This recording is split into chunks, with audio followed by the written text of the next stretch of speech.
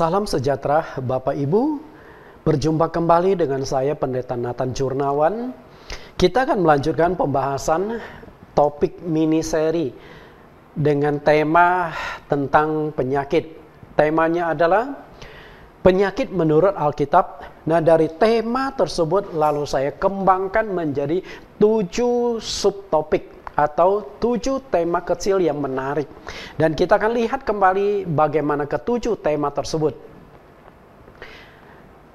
Penyakit menurut Alkitab.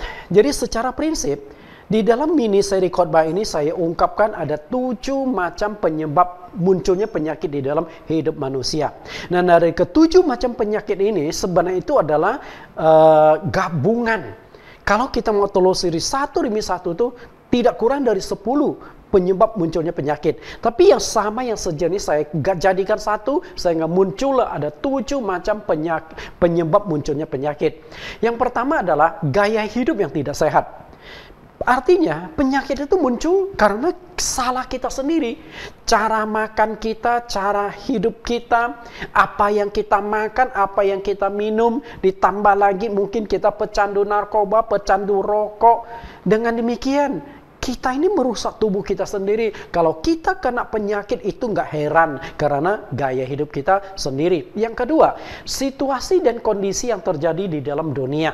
Artinya apa yang terjadi di masyarakat, apa yang terjadi di dunia, dan kita hidup di masyarakat, kita hidup di dunia, kita tidak bisa lepas. Ketika di dunia dilanda wabah virus, maka dengan sendirinya kita juga terancam. Walaupun kita sudah berusaha menjaga kesehatan kita, namun karena virus begitu kecil, kita nggak bisa luput. Bisa saja kita juga kena.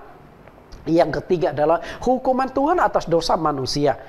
Di dalam Alkitab banyak kasus di mana Tuhan menghukum, Tuhan menghajar, Tuhan memperingati, Tuhan menegur melalui sakit penyakit. Tujuannya supaya manusia itu bertobat, menyesali dosanya, dan mohon pengampunan kepada Tuhan. Dan yang keempat, pencobaan dari iblis.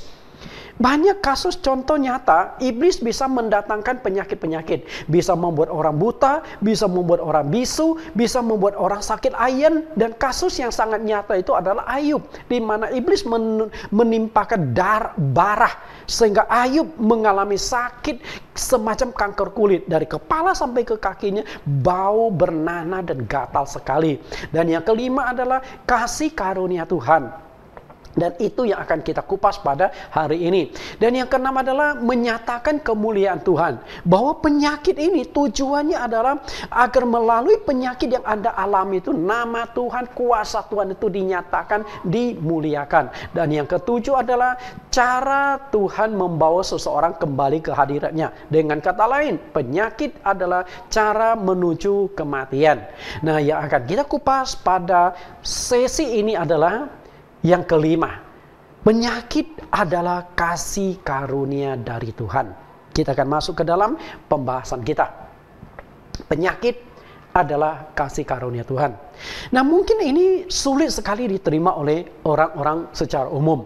Karena bagaimana mungkin penyakit itu dikatakan kasih karunia Tuhan, sehingga kesannya, kedengarannya seakan-akan Tuhanlah yang menyebabkan seseorang mengalami sakit penyakit. Nah, kalau Tuhan itu membuat orang sakit, bukankah menunjukkan Tuhan itu kejam, Tuhan itu jahat, sehingga membuat manusia itu menderita? Tapi di sini justru ada semacam kontradiksi. Satu sisi dikatakan Tuhan yang membiarkan penyakit itu terjadi, tapi di sisi lain itulah wujud kasih karunia Tuhan. Nah, di sinilah kontradiksi ini sulit diterima oleh manusia. Seakan-akan Tuhan ini nggak benar. Oke, bukankah selama ini kita tuh diajarkan Tuhan ini maha kasih, Tuhan ini baik, dan Yesus juga mengajarkan bahwa tidak mungkin seorang ayah memberikan kalajengking kepada anak yang minta roti. Betul nggak? Tidak mungkin kasih ular, kasih kalajengking. Kalau anaknya itu membutuhkan roti, jika anak membutuhkan roti pasti kasih roti. Demikian pula kita sebagai manusia justru mengharapkan Tuhan yang maha kuasa menyembuhkan penyakit kita. Malahan Tuhan biarkan penyakit terjadi di dalam hidup kita. Bagaimana kita bisa terima dengan logika? Tapi fakta demikian justru ada di dalam Alkitab. Yaitu melalui penyakit ini sebenarnya justru wujud kasih Tuhan, karunia dari Tuhan. Fakta yang paling nyata itu dialami oleh seorang rasul besar, yaitu Rasul Paulus. Melalui penyakitlah Paulus itu mendapatkan kasih karunia Tuhan. Kita akan lihat di Galatia 4 ayat 13. Kamu tahu bahwa aku pertama kali telah memberitakan Injil kepadamu oleh karena aku sakit pada tubuhku. Ternyata yang namanya penyakit ini bukan langganan orang-orang awam. Penyakit ini tidak terjadi hanya kepada jemaat, tetapi penyakit juga bisa menyerang hamba-hamba Tuhan. Bahkan penyakit pun bisa menyerang seorang rasul besar. Seorang rasul yang dipakai oleh Tuhan secara luar biasa, yaitu Rasul Paulus. Karena itulah Paulus katakan, aku sakit pada tubuhku. Sehingga ketika dia pertama kali pelayanan ke Galatia, dia lagi sakit. Karena itulah setelah satu masa tertentu Paulus menulis surat kepada jemaat Galatia, mengingatkan kembali bahwa waktu pertama kali aku datang mengunjungi kalian, melayani tempat kalian, saat itu aku jatuh sakit, ada sakit pada tubuhku. Itu yang Paulus ungkapkan. Sebagaimana manusia umumnya, ketika mengalami sakit penyakit, pasti dia berharap memperoleh kesembuhan. Betul? Jika Anda sedang sakit, pasti Anda mengharapkan kesembuhan. Anda lakukan berbagai macam cara, pengobatan ini, dokter satu ke dokter lain. Banyak duit yang kita habiskan, bila perlu kita ngutang supaya kita bisa memperoleh kesembuhan. Nah, demikian pula Paulus. Ketika dia mengalami sakit penyakit, dia juga berharap bisa sembuh. Dia juga berobat tapi nggak sembuh-sembuh. Dia juga sudah berdoa kepada Tuhan. Dan 3 kali dia berdoa kepada Tuhan. Dia berharap Yesus Kristus yang dia layani, yang sudah terbukti kuasanya bisa menyembuhkan macam-macam penyakit. Dia berharap sang penyembuh, yaitu Yesus Kristus, menyembuhkan penyakit dia. 3 kali dia berdoa. Coba kita lihat bagaimana dia berdoa dan juga apa tujuan penyakit yang ada dalam diri Paulus. 2 Korintus pasal 12 ayat 7 sampai ayat yang ke-10. Dan supaya aku jangan meninggikan diri karena penyataan-penyataan yang luar biasa itu, maka aku diberi suatu duri di dalam dagingku, yaitu seorang utusan iblis untuk menggocok aku supaya aku jangan meninggikan diri. Tentang hal itu, aku sudah 3 kali berseru kepada Tuhan supaya iblis itu mundur daripadaku. Tetapi jawab Tuhan kepadaku, cukuplah kasih karuniaku bagimu. Sebab justru dalam kelemahanlah kuasaku menjadi sempurna. Sebab itu terlebih suka aku bermegah atas kelemahanku, supaya kuasa Kristus turun menaungi aku. Karena itu aku senang dan rela di dalam kelemahan, di dalam siksaan, di dalam kesukaran, di dalam penganiayaan, dan kesesakan oleh karena Kristus. Sebab jika aku lemah, maka aku kuat. Perhatikan di sini. Aku sudah 3 kali berseru kepada Tuhan. Ya. Tapi apakah 3 kali berseru kepada Tuhan itu Tuhan jawab? Ternyata enggak. Tuhan tidak jawab. Justru di ketiga kalinya dia berdoa, barulah Tuhan memberikan tanggapan. Cukup kasih karuniaku bagimu. Artinya, Paulus, enggak usah berdoa lagi. Aku tidak akan sembuhkan engkau. Sudah cukup kasih karuniaku bagimu. Justru tujuan dari penyakit itu adalah mencegah engkau menjadi sombong. Artinya penyakit itu adalah kasih karunia Tuhan. Coba kita dalami sedikit tentang ayat yang ke-8. Aku sudah 3 kali berseru kepada Tuhan. Kalimat ini bagaimana Anda menafsirkan? Apakah Paulus berdoa 3 kali itu dia tundukkan kepala, Tuhan Yesus sembuhkan aku karena aku sangat menderita penyakit ini, amin. 1 kali, lalu doa lagi, Tuhan Yesus sembuhkan aku, bla bla bla, amin. Apakah seperti itu? Saya punya penafsiran berbeda. Penafsiran saya 3 kali berseru kepada Tuhan itu belum tentu dia tundukkan kepala beberapa menit berdoa 1 kali, tundukkan kepala berdoa beberapa menit 2 kali. Bukan seperti itu. Kemungkinannya adalah begini, karena dia sudah lama menderita dan penyakit ini sangat merintangi Paulus di dalam pelayanan. Karena itu dia berdoa. Mungkin dia sisihkan waktu 1 minggu berdoa kepada Tuhan. Dalam 1 minggu dia tekun berdoa, berseru kepada Tuhan Yesus, tapi Tuhan Yesus tidak menjawab. Setelah itu suatu ketika dia gunakan waktu lebih panjang lagi, 2 minggu. Berdoa tekun berseru kepada Tuhan, tetap Tuhan Yesus tidak jawab. Akhirnya suatu kali dia tingkatkan lagi waktunya 3 minggu. Oke, 3 minggu, mungkin ditambah puasa dan lain sebagainya. Dan ketiga kali berdoa itulah langsung ada jawaban dari Tuhan. Tapi Tuhan bukan sembuhkan. Justru Tuhan berkata kepada Paulus, cukup kasih karuniaku bagimu. Artinya, Paulus, aku tidak akan menyembuhkan engkau. Karena penyakit itu bermanfaat untuk engkau. Penyakit itu adalah kasih karunia aku untukmu. Ini yang menjadi persoalan. Okay? Nah, apakah Paulus bisa terima setelah mendengarkan perkataan dari Tuhan ini? Kita lihat bagaimana reaksi dari Paulus. Ketika Tuhan berkata, cukuplah kasih karuniaku bagimu. Dan reaksi Paulus ini sangat positif. Karena itu Paulus berkata, sebab itu terlebih suka aku bermegah atas kelemahanku, supaya kuasa Kristus turun menaungi aku. Paulus akhirnya temukan rahasia.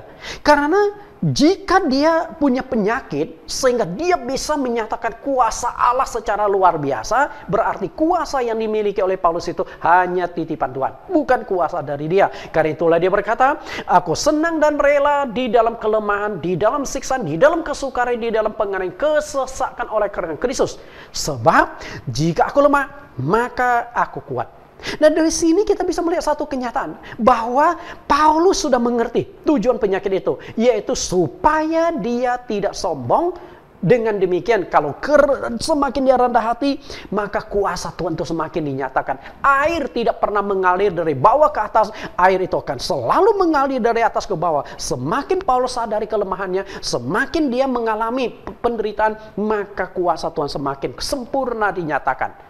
Dengan demikian, Paulus tahu bahwa tujuan dari penyakit dari Tuhan Yesus itu adalah untuk mencegah dia supaya tidak sombong. Karena adanya penyakit yang melekat pada tubuh Paulus.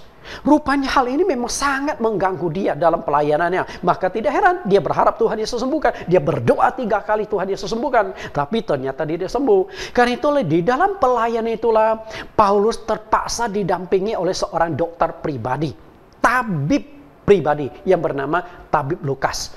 Dulu itu nggak ada istilah dokter, yang adalah tabib, itu penyembuh. Oke? Karena itulah istilah dokter itu hanya istilah medis zaman, sebutan untuk para medis zaman sekarang. Kita lihat Kolose pasal 4 ayat 14. Salam kepadamu dari Tabib Lukas yang kekasih dan dari Demas. Dia menyebut Lukas ini seorang yang dia kasihi. Kenapa? Karena dia banyak membantu Paulus. Dokter Lukas ini banyak membantu saat Paulus sedang sakit, lalu dikasih obat, dirawat. Oke? Dan ini sangat penting, karena Paulus itu sibuk di dalam pelayanan. Bayangkan ketika Paulus ada jadwal pelayanan, tiba-tiba dia jatuh sakit. Maka di saat itulah peran dari dokter Lukas itu sangat-sangat penting untuk merawat, mengobati Paulus, supaya setelah kondisinya lebih baik kan, dia bisa lakukan pelayanan lagi. Karena itu, dokter Lukas ini tahu persis di mana Paulus melakukan pelayanan, siapa yang Paulus layani, apa yang dikerjakan oleh Paulus, dan itu semua dituangkan oleh dokter Lukas di dalam satu kitab yang ditulis, yaitu Kitab Kisah Para Rasul. Karena itu Kisah Para Rasul itu hanya memunculkan 2 tokoh utama, Petrus dan Paulus. Petrus di Kisah Rasul pasal 1 sampai pasal 12. Sedangkan pasal 13 sampai pasal 28 itu berbicara tentang pelayanan-pelayanan Paulus. Dan dia berhasil menuliskan Kisah Rasul ini sedemikian lengkap, sangat detail. Karena dia seorang dokter berpendidikan tinggi, sehingga dia memiliki kemampuan menulis itu. Selain Kisah Rasul, Dr. Lukas juga menulis kitab yang lain, yaitu Kitab Injil Lukas, menggunakan nama dia sendiri. Bapak Ibu, inilah 2 kitab yang ditulis oleh Tabib Lukas yang selalu mendampingi Paulus. Nah, yang menjadi pertanyaan kita sekarang adalah begini. Apa sih sesungguhnya penyakit Paulus itu? Kita tahu Paulus berkata, aku sakit pada tubuhku. Lalu penyakit apa yang diderita Paulus sampai membuat dia itu tidak leluasa, mengganggu pelayanan dia, sehingga dia 3 kali berdoa memohon kesembuhan dari Tuhan? Selama ini ada 2 tafsiran tentang apa penyakit Paulus ini. Dan 2 tafsiran itu ada dasar ayatnya. Kita akan lihat kedua macam tafsiran ini. Yang pertama adalah Paulus mengalami sakit pada matanya. Dan yang kedua adalah Paulus mengalami sakit pada tubuhnya. Dan kita akan analisa lebih tajam sedikit kedua ini. mata dan tubuh dia. Kita akan analisa, kemungkinan pertama adalah Paulus sakit pada matanya. Kenapa saya bisa sampai kesimpulan bahwa Paulus sakit pada matanya? Kita ingat, Anda mungkin ingat, ketika Paulus melakukan perjalanan menuju ke kota Damsyik, menuju ke kota Damsyik, saat itu dengan surat kuasa dari mahkamah agama dia ingin menganiaya orang-orang Kristen di Damsyik. Dia ingin ditangkap, disiksa, dimasukkan ke dalam penjara. Dan di tengah perjalanan di kota Damsyik itulah Tuhan Yesus menyatakan dirinya dalam satu sinar yang lebih terang daripada sinar matahari yang membuat matanya buta 3 hari. Kita lihat ayatnya. Kisah Rasul 26 ayat yang ke-12 dan 13. Bapak Ibu, Dr. Lukas yang menulis Kisah Rasul itu mencatatkan pertobatan Paulus itu dalam 3 pasal yang berbeda. Kisah Rasul pasal 9, Kisah Rasul pasal 22, dan Kisah Rasul pasal yang ke-26. Dan kita baca di pasal 26-nya, ayat 12. Dan dalam keadaan demikian, ketika aku dengan kuasa penuh dan tugas dari imam-imam kepala sedang dalam perjalanan ke Damsyik, tiba-tiba ya Raja Agripa, pada tengah hari bolong, aku melihat di tengah jalan itu cahaya yang lebih terang daripada cahaya matahari, turun dari langit meliputi aku dan teman-teman seperjalananku. Perhatikan kata Paulus, cahaya itu lebih terang daripada cahaya matahari. Anda pernah melihat matahari? Anda pernah menatap matahari secara langsung? Sanggupkah Anda melihat matahari tanpa alat pelindung? Saya katakan sulit. Tapi Paulus berkata, cahaya yang dilihat itu lebih terang daripada matahari. Nah, kemungkinan inilah yang membakar kornea mata Paulus sehingga buta, sehingga matanya itu rusak. Kita lihat di Kisah Rasul 9 ayat yang ke-8. Saulus bangun dan berdiri lalu membuka matanya, tetapi ia tidak dapat melihat apa-apa. Mereka harus menuntun dia masuk ke Damsyik. 3 hari lamanya ia tidak dapat melihat, dan 3 hari lamanya ia tidak makan dan minum. Di Damsyik ada seorang murid Tuhan bernama Ananias. Firman Tuhan kepadanya dalam suatu penglihatan. Ananias, jawabnya, ini aku Tuhan. Bapak Ibu yang saya kasihi, 3 hari Paulus tidak bisa melihat apa-apa. 3 hari matanya buta. Tidak bisa melihat terang, tidak bisa melihat apapun, semuanya gelap. Dan inilah yang membuat Paulus itu sadar bahwa dengan mata dia yang begitu tajam, dia bisa melihat apapun. Tapi setelah matanya buta, dia tidak bisa melihat apapun. Karena itulah kita membutuhkan mata rohani untuk melihat Tuhan. Memang waktu Paulus itu ditumpangi tangan oleh Ananias, didoakan oleh Ananias, dia disembuhkan. Tapi dalam pandangan saya tidak disembuhkan 100%. Tuhan masih sisakan, sehingga yang masih sisa inilah yang menjadi persoalan bagi Paulus. Kita lihat Kisah Rasul 19 ayat 17. Lalu pergilah Ananias ke situ dan masuk ke rumah itu. Ia menumpangkan tangannya ke atas Saulus, katanya, Saulus saudaraku, Tuhan Yesus yang telah menampakkan diri kepadamu di jalan yang kau lalui telah menyuruh aku kepadamu, supaya engkau dapat melihat lagi dan penuh dengan Roh Kudus. Dan ketika itu juga seolah-olah selaput gugur dari matanya, sehingga ia dapat melihat lagi. Ia bangun lalu dibaptis. Perhatikan kata ini, supaya engkau dapat melihat lagi. Jadi waktu didoakan oleh Ananias, Paulus itu akhirnya matanya mengalami pemulihan. Paulus merasa ada suatu selaput yang membuat matanya tertutup dan jatuh dari matanya. Dan setelah dia buka matanya sudah bisa melihat lagi. Tapi tidak sepenuhnya, tidak sembuh total. Karena itulah ini yang menjadi persoalan. Inilah yang membuat matanya itu masih sulit untuk bisa melihat. Nah, ada beberapa ayat berikut ini yang membuktikan Paulus itu sakit pada matanya. Kita coba lihat Galatia pasal 4 ayat 13 sampai ayat yang ke-15.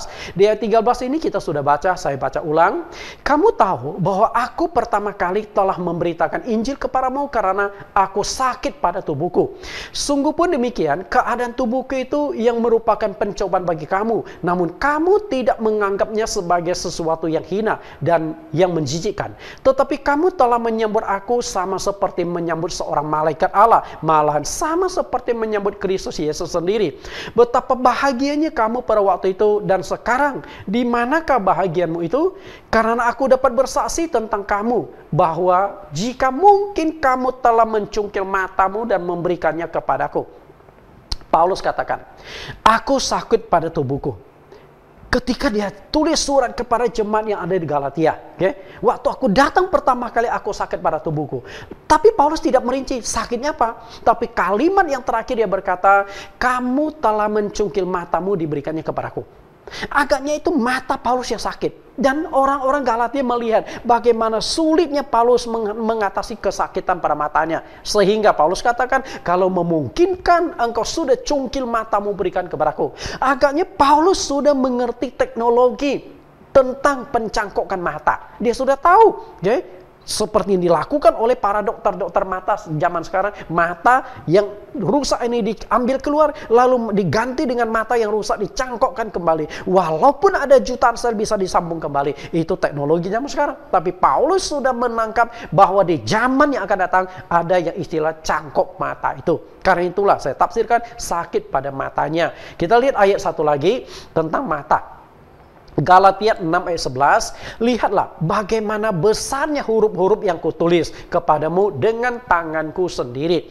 Paulus ini saya sudah katakan penulis banyak kitab. Dan ketika dia tulis hurufnya kecil besar-besar. Kenapa demikian? Supaya dia bisa baca ulang, dia koreksi ulang. Kalau terlalu kecil tulisannya itu dia tidak bisa membaca. Kayaknya mata Paulus itu bermasalah. Di dalam penulisan kitab suci ada dua cara. Pertama adalah sang penulis kitab suci yang menulis sendiri. Yang kedua adalah memakai jasa orang lain yang disebut kerani. Kerani ini semacam juru tulis. Kalau zaman sekarang itu ya mungkin semacam notaris.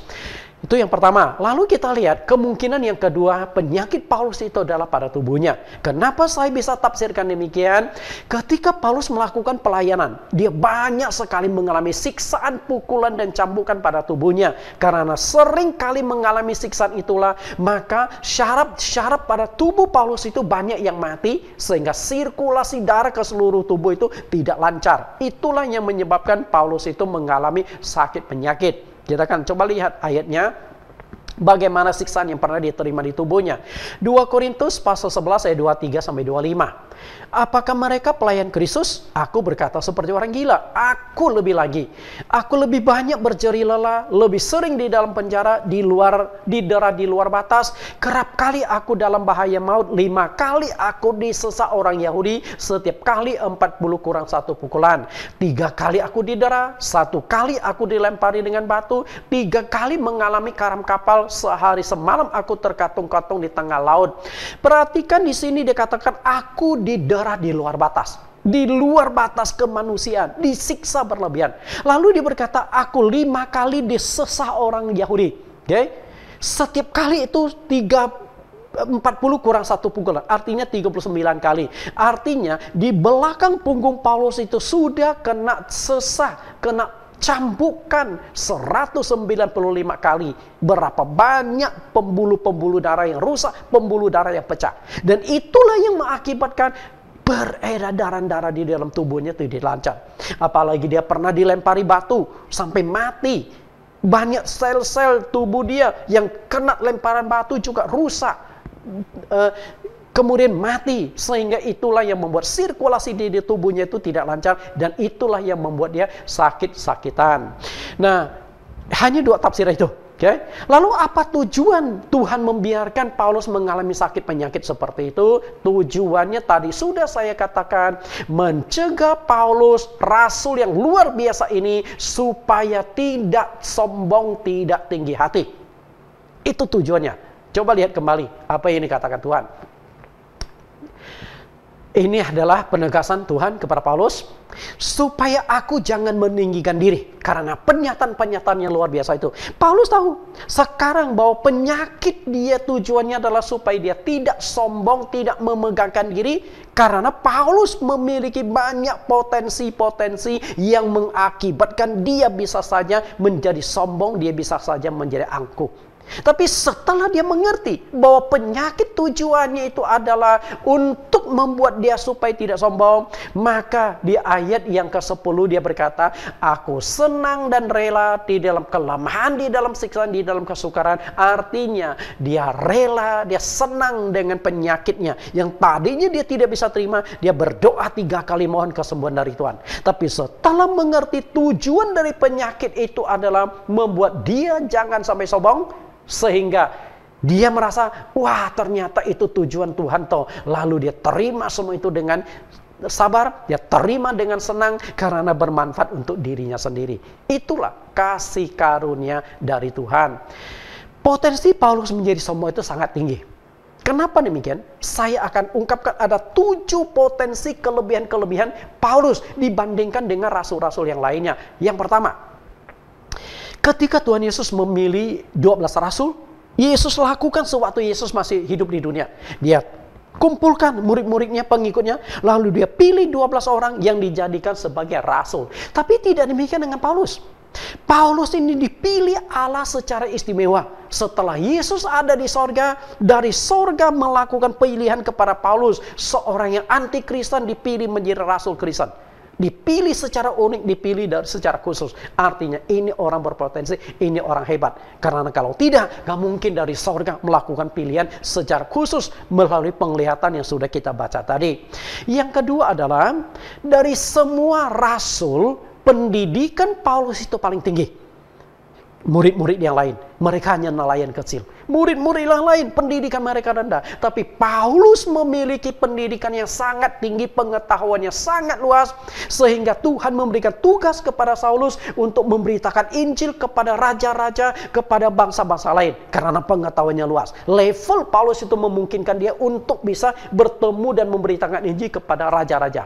Kalau yang diutus itu adalah Petrus atau rasul yang lain, nggak kena.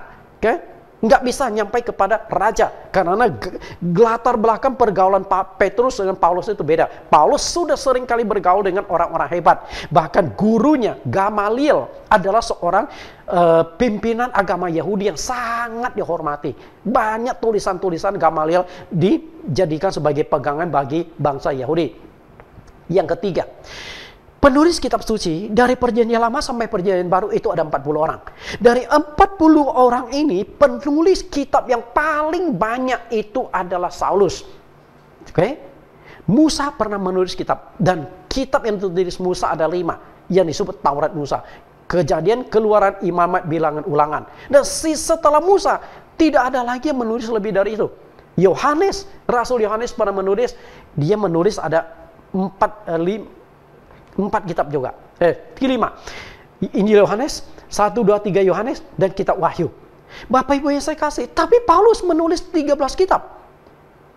Ilmu dia, pendidikan dia yang begitu tinggi memungkinkan dia menulis itu. 13 kitab itu minus kitab Ibrani. Karena kitab Ibrani sampai sekarang para teologi ini terbelah menjadi 2. Ada yang mengatakan ini tulisan Paulus dengan alasan begini-begini. Ada yang mengatakan itu bukan tulisan Paulus. Karena dua-duanya punya argumentasi. Tapi saya sendiri lebih condong itu tulisan Paulus. Karena Paulus sangat menguasai kitab suci perjanjian lama, hukum Taurat. Dan di dalam Ibrani ini banyak mengupas tentang masalah Taurat. Korban-korban dan lain sebagainya. Oke. Kemudian yang keempat, dia memiliki kuasa yang dahsyat.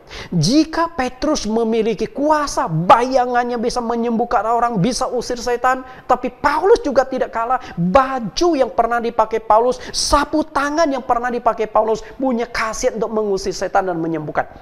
Mungkin saat itu ada orang yang ingin mendapatkan kesembuhan Paulus, tapi sulit mencari Paulus. Iseng-iseng ada yang coba taruh baju yang pernah dipakai oleh Paulus di atas orang sakit. Orang itu sembuh. Yesus pernah menyembuhkan seorang perempuan pendarahan ketika menjamah jubah Yesus. Ingat, itu jubah Yesus masih melekat pada badannya. Tapi Paulus, jubahnya, sapu tangannya sudah pisah dengan tubuhnya, tapi masih mengandung kuasa. Anda bayang nggak? Bagaimana kuasa Paulus melimpah-limpah, mengalir keluar, sampai bekas baju yang dipakai pun mengandung kuasa. Saya katakan itu dahsyat. Nah, begitu dahsyatnya tidak menutup kemungkinan Paulus itu menjadi sombong, sangat angkuh. Karena dia banyak menyembuhkan orang. Sapu tangan, baju bisa menyembuhkan orang. Tapi dia sendiri mengalami sakit penyakit. Jika Paulus tidak punya penyakit, potensi sombongnya itu sangat tinggi. Tapi dengan penyakit ini dia sadar, aku bisa sembuhkan orang, tapi aku tidak bisa menyembuhkan penyakitku sendiri. Berarti kuasa yang mengalir keluar dari tubuhku bukan milikku, itu hanya titipan. Maka tidak ada alasan bagi dia untuk sombong. Yang kelima, paling banyak menderita untuk Tuhan. Jika murid-murid itu banyak yang mengalami siksaan penderitaan, tapi kalau Anda baca dalam 2 Korintus 11 ayat 23 sampai 28, penderitaan Paulus demi Injil itu sangat berat. Sangat-sangat berat. Banyak kesulitan penderitaan yang dialami demi memberitakan Injil. Sehingga kalau mau sombong tentang bagaimana beratnya penderitaan, Paulus tidak ada yang bisa menandingi dia. Sehingga memungkinkan dia untuk sombong. Kalian pelayan Tuhan, aku lebih hebat lagi. Bagaimana penderitaan-penderitaanku? Paulus bisa saja katakan hal tersebut. Dan yang keenam, paling sering masuk keluar penjara. Di Kisah Rasul pasal 20 sampai 25, Paulus ungkapkan dia banyak mengalami siksaan, banyak keluar masuk penjara. Dan di dalam penjara itulah Paulus pernah menulis 4 kitab. Kitab Efesus, kitab Filipi, kitab Filemon, kitab Galatia. Nah, 4 kitab ini seringkali disebut kitab-kitab di dalam penjara. Dan yang terakhir adalah satu-satunya rasul yang pernah diangkat ke sorga adalah Rasul Paulus. Tuhan Yesus punya 3 murid yang sering kali disebut murid kesayangan. Ada Petrus, Yakobus, dan Yohanes. Di dalam banyak event Tuhan Yesus melibatkan 3 muridnya. Tapi dari 3 murid ini tidak ada satu pun yang pernah diangkat ke sorga sewaktu hidup, hanya Paulus. Karena itulah Paulus diangkat ke sorga melihat bagaimana situasi di sorga. Setelah itu dia berkata, hidupku adalah untuk Kristus, mati pun untuk Tuhan. Kalau aku boleh memilih, aku ingin pergi dan diam di sana bersama dengan Kristus. Kenapa dia bisa sampai punya pilihan seperti itu? Karena dia sudah melihat sorga. Dia tidak sabar untuk pergi ke sana menikmati sorga bersama Tuhan. Tapi dia berkatakan lagi, tapi aku masih hidup di dunia demi engkau, demi pemberitakan Injil. Bapak Ibu yang saya kasih. Nah, 7 kelebihan Paulus, 7 potensi Paulus itu bisa membuat dia menjadi sombong, menjadi angkuh. Tapi untuk mencegah supaya dia tidak sombong, maka Tuhan berikan penyakit. Itulah penyakit karena kasih karunia Tuhan. Karena itu hari ini, jika engkau sakit, engkau sudah berdoa tidak disembuhkan, sudah berobat tidak disembuhkan, coba cari. Mungkin itu adalah penyakit kasih karunia dari Tuhan untuk engkau. Jika engkau kaya, punya penyakit supaya engkau tidak sombong. Jika engkau banyak talenta, engkau punya penyakit supaya tidak sombong. Kalau engkau terkenal, public figure, dan engkau punya penyakit yang tidak sembuh-sembuh, Tuhan membuat engkau supaya engkau tidak sombong, tidak lupa daratan, tidak lupa diri. Itulah penyakit kasih karunia. Dan penyakit kasih karunia hanya butuh kebesaran hati untuk menerimanya. Itulah topik kita hari ini. Tuhan Yesus memberkati. Kita tundukkan kepala, kita berdoa. Puji syukur di hadirat Engkau, Allah kami yang hidup, juru selamat kami yang sangat ajaib dan berkuasa, Yesus Kristus. Saat ini kami sudah belajar topik yang kelima tentang penyakit adalah kasih karunia. Kami sudah melihat bagaimana Paulus awalnya tidak bisa menerima dengan penyakit yang ada di dalam tubuhnya. Karena itu dia berdoa 3 kali, mohon anugerah-Mu, mohon kesembuhan Engkau. Tapi setelah dia mengerti bahwa penyakit itu mencegah dia supaya tidak sombong, maka dia berubah. Dia terima dengan sukacita, terima dengan gembira bahwa itu adalah kasih karunia dari Tuhan. Hari ini buatlah kami mengerti bahwa salah satu wujud kasih Engkau adalah melalui kesulitan, masalah, penderitaan, juga penyakit. Itu wujud kasih-Mu. Walaupun kami memandangnya itu sebagai satu penderitaan. Tapi hari ini mata rohani kami dibukakan. Tidak semua yang tidak enak adalah sesuatu yang menyakitkan, sesuatu yang buruk. Justru melalui hal inilah Engkau melatih kami supaya kami menjadi sabar, kami rendah hati supaya tidak menyombongkan diri. Terima kasih Tuhan untuk nasihat firman-Mu ini. Di dalam nama Tuhan Yesus kami berdoa.